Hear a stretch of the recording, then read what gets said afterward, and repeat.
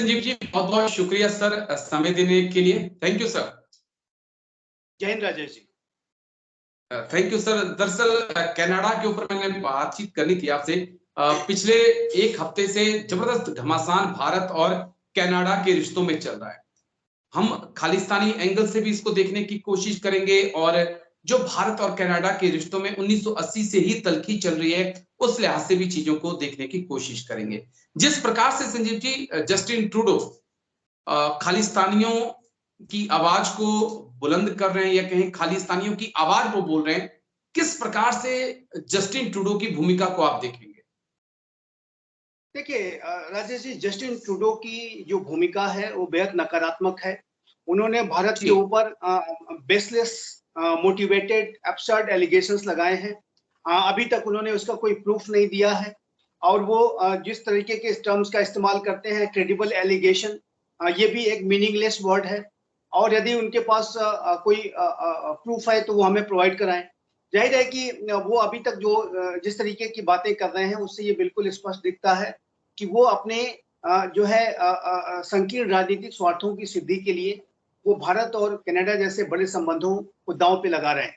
वो दूसरी बात ये भी मैं कहूंगा कि वो सेलेक्टिव तरीके से केसेस को उठा रहे हैं। उन्होंने हरदीप सिंह निज्जर के केस को उठाया और लेकिन वो करीमा बलूच के केस को भूल जाते हैं। वो भारत में के विरुद्ध जो हो रही एंटी इंडिया एक्टिविटीज हैं उसको वो भूल जाते हैं, उसके ऊपर कुछ नहीं बोलते।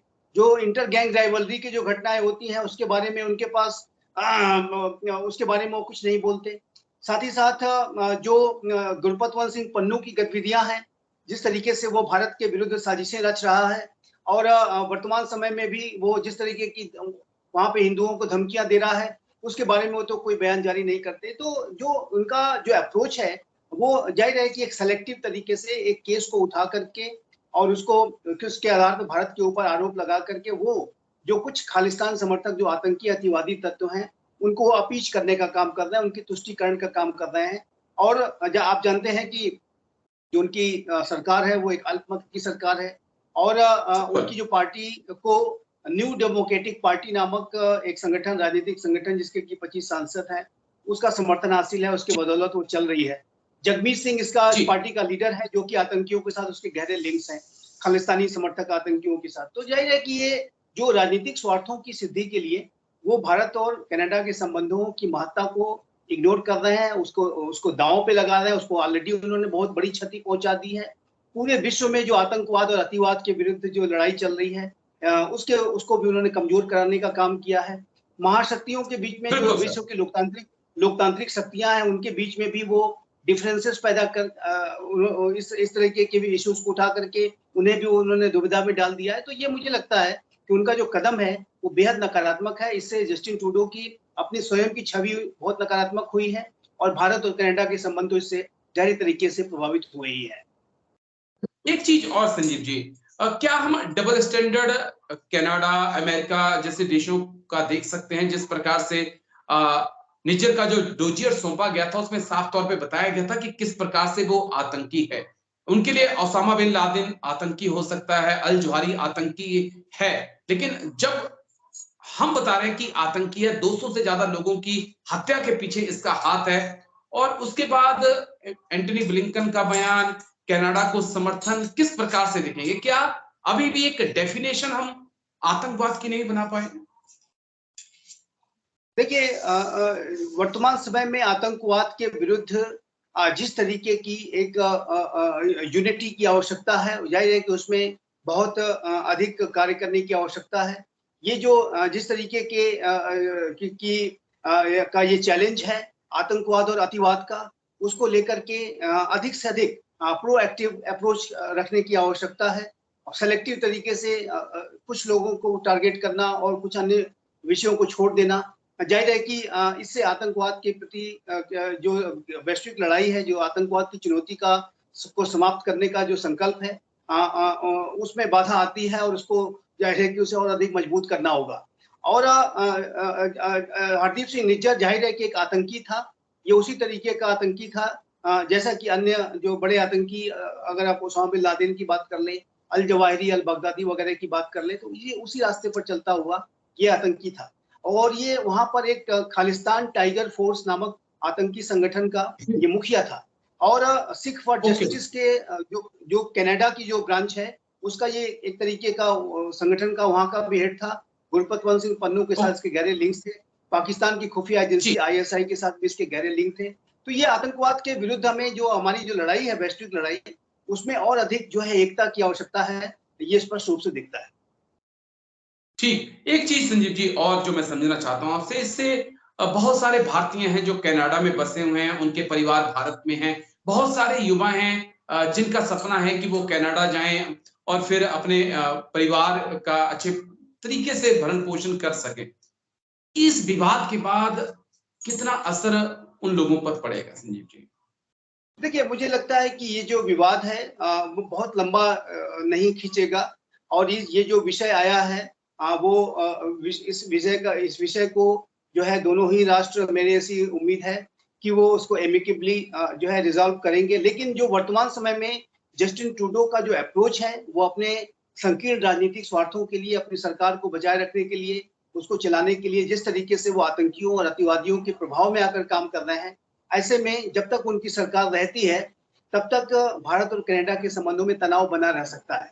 हालांकि जहां तक आर्थिक पक्ष पर इसके असर की बात है, तो वो जो असर मुझे नहीं लगता कि इतना ऐसा व्यापक होगा कि जिससे कि हमारे जो प्रवासी भारतीयों को कोई बहुत बड़ी क्षति उठानी पड़े। लेकिन यह है कि तनाव अवश्य बना रहेगा।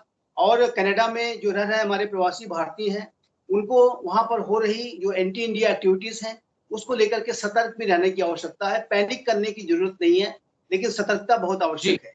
क्योंकि वहां पर अनेक ऐसे खालिस्तानी जो आतंकी अतिवादी हैं जो कि लगातार भारत विरोधी गतिविधियां कर रहे हैं, हिंदू विरोधी गतिविधियां कर रहे हैं।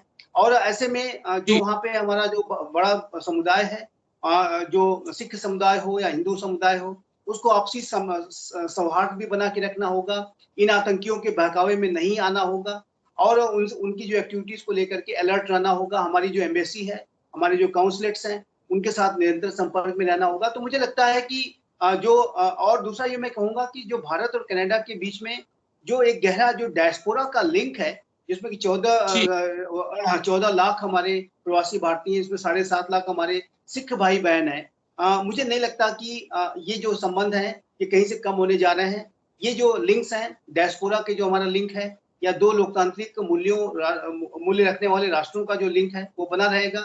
एक व्यक्ति की वजह से, एक लीडर जस्टिन ट्रूडो की वजह से ये जो संबंधों में तनाव आया है, मुझे नहीं लगता कि इसका जो इतना इम्पैक्ट होगा कि ये संबंधी पूरी तरह से कोलैप्स कर जाए। मुझे इस बात की पूरी उम्मीद है कि जब ये सरकार बदलेगी, जब नया डिस्पेंसेशन आएगा, कंजर्वेटिव पार्टी की सरकार आएगी, तो ये स्थितियों में सुधार होगा। जी, एक आखिरी सवाल जिसका मैं जवाब जानना चाहता था आपसे, क्योंकि मैं ब्रिटेन, जर्मनी, ऑस्ट्रेलिया की बात करूं, कनाडा की बात करूं, अमेरिका की बात करूं, क्या एक हिंदू फोबिया जबरदस्ती इन कंट्रीज में फैलाया जा रहा है, जिस प्रकार से हिंदू मुस्लिम, हिंदू सिख आमने सामने हो रहे हैं? जी जी बिल्कुल, ये हिंदू फोबिया की घटनाएं बढ़ रही हैं और इसको लेकर के वहां पर जो हमारे हिंदू भाई बहन हैं, जो समुदाय है हमारा हिंदू समुदाय, उसको लेकर के कंसर्न है। और इसके संबंध में भी वहां पर जो है आवाजें उठाई जा रही हैं कि इस तरह की घटनाओं को रोका जाए। लेकिन जो सबसे दुर्भाग्य की जो बात यह है कि कनाडा की जो सरकार है, ये सारा कुछ जानने समझने के बावजूद भी अपने संकीर्ण राजनीतिक स्वार्थों की सिद्धि के लिए जाहिर है कि वो इस तरीके की जो बढ़ती हुई नकारात्मक प्रवृत्तियां हैं, वायलेंट जो टेंडेंसीज हैं, आतंकी अतिवादी तत्वों के द्वारा की जा रही अनेक एक्टिविटीज हैं, उसको वो इग्नोर कर रहे हैं। और वो जाहिर है कि ये जो भारत और कनाडा के संबंधों को तो नकारात्मक तरीके से प्रभावित कर ही रहा है, ये कनाडा के समाज के लिए भी घातक बनेगा। यहाँ पर मैं 1985 का कनिष्का बॉम्बिंग की याद दिलाना चाहूंगा कि कनिष्का जो बॉम्बिंग हुई थी उसमें जो 329 लोग मारे गए थे, निर्दोष लोग मारे गए थे, उसमें सबसे ज्यादा जो 268 जो कनाडाई के नागरिक थे।